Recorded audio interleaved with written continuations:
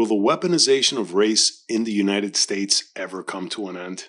Not as long as there's a presidential election year around the corner and there are diehard Democrats and Republican loyalists willing to keep the divide going. And especially if there are narcissistic media personalities looking to advance themselves by exploiting race relations that were getting better until, ironically enough, we had our first Black American president, Barack Obama. And recently, the Supreme Court made another landmark ruling against affirmative action regarding Harvard University's admittance standards, where race was actually used against Asians in particular, who were more qualified to be admitted in order to let in more blacks and Hispanics. And since then, two particular Harvard graduates in the media have opposing views on the matter. One of them is MSNBC's Joy Reid, who shamelessly guilted California Governor Gavin Newsom into nominating a black woman to fill Dianne Feinstein's Senate seat. She is, of course, against the Supreme Court's decision since she actually got into Harvard thanks to affirmative action. And then there's Vivek Ramaswamy, who is currently running for president as a Republican. And he managed to get into Harvard without affirmative action, despite being of Indian Asian heritage. And he is almost jumping for joy over the anti-affirmative action decision. And so recently, Joy Reid called out Vivek Ramaswamy by having another Indian American congressman on her show, Khanna, to talk about the heated debate Vivek had with Don Lemon on CNN regarding the Civil War and the NRA's role in securing rights for Black Americans. That interview may very well have been one of the bigger reasons why Don Lemon lost his job at CNN, because it was among his last. Yet it was a very important conversation to be had on air, since both Vivek and Don Lemon were right and wrong about a few key issues that do affect all of our rights as Americans. Vivek was correct in pointing out some of the negative effects of President Lyndon Johnson's war on poverty policies regarding not having a father in a home for single mothers to receive certain welfare benefits. That has not only harmed Black Americans, but many white Americans and anyone on that program. But that could be a whole 2-hour documentary video that I wish mainstream outlets like CNN would have the courage and honesty to cover if they truly cared about the plight of the poor and marginalized and what would really help them and what does set them back. But what Vivek got very wrong was to state that the NRA, the National Rifle Association, played a big role in securing Black Americans their freedoms after the Civil War. Don Lemon was very correct in pointing that out. Where Don Lemon also had a point was in letting Vivek know he was no one to lecture him on what Black Americans have gone through in the past or present, since it is true, unless you are a Black American living in the United States, you have no real idea what Black Americans go through and what racism they still experience. I totally understand why Don Lemon became indignant until he slipped up and said this.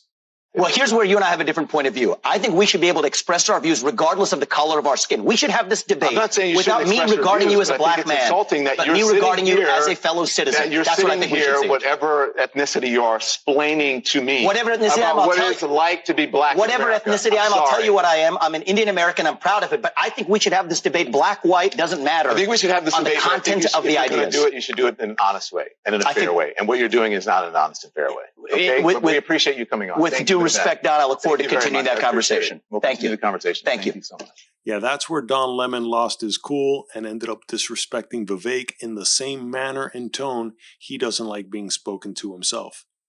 And this is precisely why it is not only okay, but it is necessary for all people to be able to have truly honest conversations about race and affirmative action, and to not have people like Don Lemon and much less Joy Reid and their nationally syndicated corporate-funded platforms to try and shame anyone to talk about race as if they are the only arbiters and paragons of wisdom on the subject, as if it doesn't affect millions of other Americans who aren't Black, let alone billions of people who aren't American.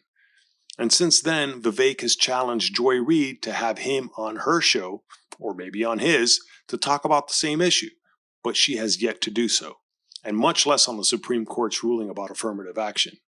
And while of course these two Harvard graduates can obviously speak and fend for themselves if they were to ever debate on the matter, as someone who will be affected by either of these two people's undue influence when it comes to politics, culture, and the rule of law that I have to live by.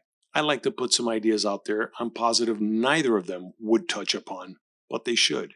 First off, neither will admit that they are narcissists and are more interested in advancing their careers than solving any real problems for all Americans. Now, I really try to understand and empathize with Black Americans like Joy Reid regarding the unconscionable cruelty that Black Americans went through in the United States. And for anyone who wants to understand just how bad it really used to be for Black Americans at one point in U.S. history, and why someone like Joy Reid feels the need to excoriate not just white Americans, but even Black Americans that see through her toxic race baiting on a nightly basis on national TV, it would help to read Frederick Douglass's third and final autobiography, The Life and Times of Frederick Douglass. I don't like using the words should and must since they imply a mandate, but Frederick Douglass's autobiography should be a must-read regarding American history. Not just because of its historical accounts and his dealings with actual presidents from Abraham Lincoln to James Garfield, but because it is so well written in terms of his thoughts, which reveal a much more profound account on the meaning of freedom and the human condition than someone like Thomas Jefferson could have ever hoped to write about.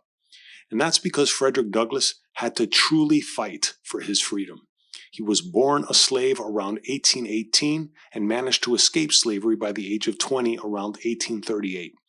Yet he still had to fight for his freedom and very life for another 20 years before the Civil War began. And even after the Civil War, apparently there was no guarantee that slavery was over. There were enough Southern congressmen and senators, many who were Democrats, who tried their damnedest to reinstitute slavery according to Frederick Douglass's autobiography. It's almost physically painful to read the accounts and experiences he went through, let alone millions of slaves and even freed Black Americans back in the 1800s. Granted, history has been horrible to every group of people throughout humanity, and slavery has been going on since the days of the Old Testament. Too many people forget it wasn't just 10 commandments that a supposed God handed over to an almost certainly fictional Moses. Because after the 10 commandments, there's more commandments about how to treat your slaves. And that is the history of all humanity, unfortunately. However, despite history being horrible to everyone, U.S. history has been specifically horrible to Black Americans, and they're undoubtedly the biggest victims of American history. If I'm not mistaken, even some Native Americans ended up owning Black Americans.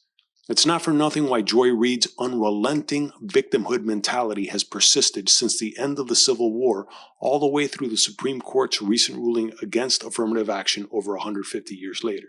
And for all the talk about Irish Americans also being slaves, that's debatable, because Irish Americans weren't being captured and forced by the millions for over 2 centuries to America to live under the same conditions as Black Americans. And then, of course, enough Irish Americans ended up enslaving Black Americans. There's just no comparison, especially when it comes to indentured servitude. That was not slavery. And Irish Americans or any other white Americans never had to fear being captured and sold back into slavery the way Black Americans were, even during the Civil War, which Frederick Douglass had to address to Abraham Lincoln directly when they met. Frederick Douglass should have been up on Mount Rushmore as far as I'm concerned, and this is not me virtue signaling. I'm as anti-Black Lives Matter as you can be, although I totally agree with the 3 words Black Lives Matter. That should go without saying.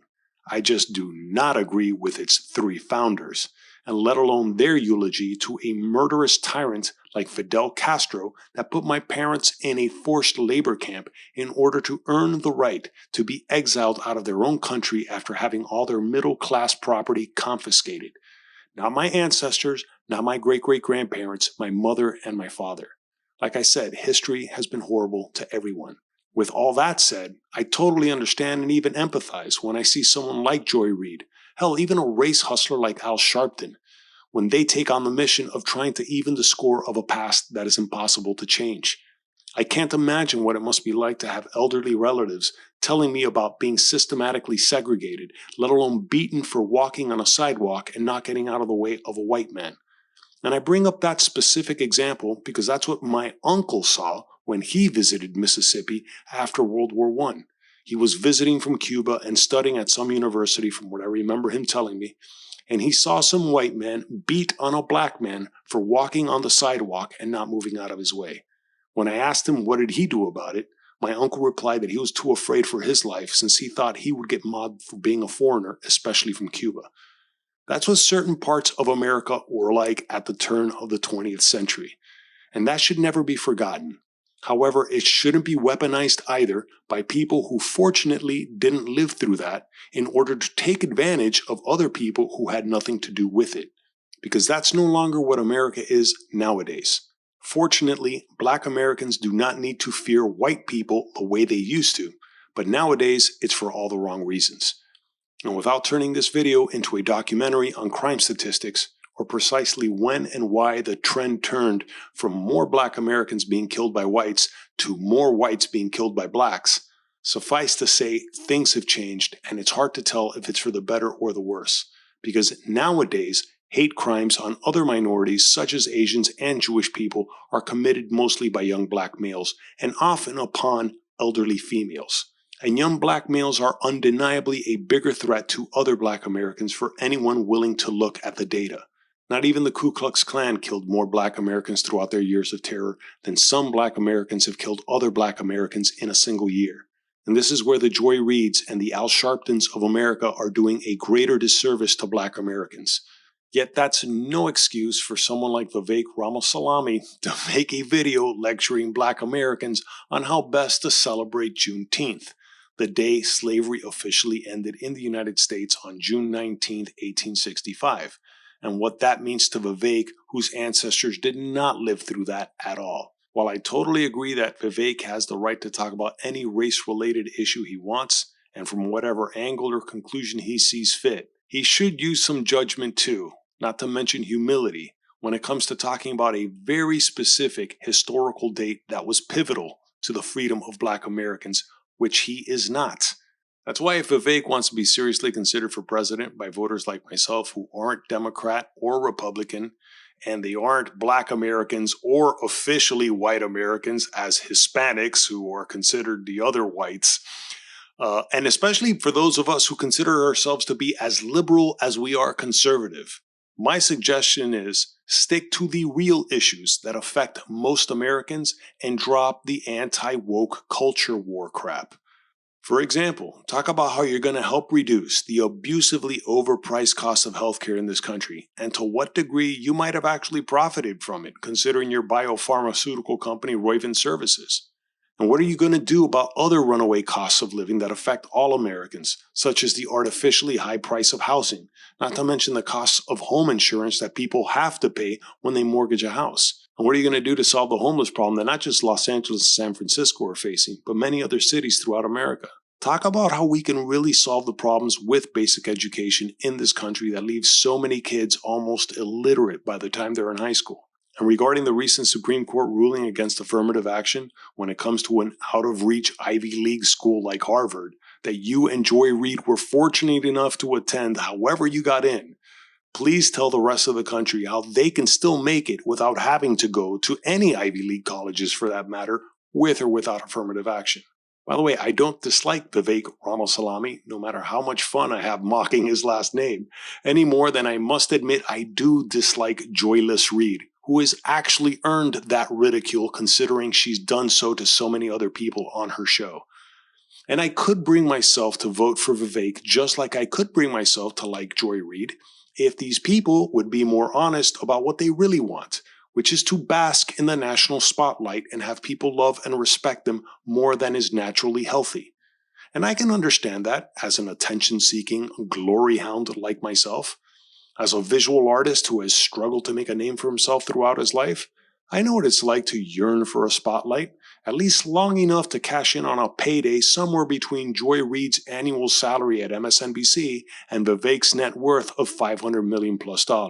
And that's something else Vivek could and should lecture all people on. How to make the right type of financial decisions to help people get as close to achieving the American dream he would like to redefine, just like he did Juneteenth.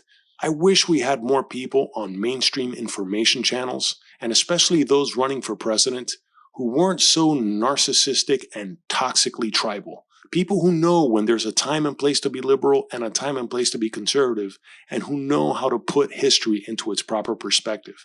But more importantly, people who are interested in solving problems and not spreading them for ratings and advertising dollars or political fundraising or any of the many things that give capitalism a bad name and keep the hopes of the real American dream out of reach for so many people. If I got anything wrong in this video, please let me know in the comments below. But if you enjoyed this video, please give it a like, subscribe to the channel, hit the notification bell for upcoming videos, check out the links below for my original art and merchandise, and thanks for watching.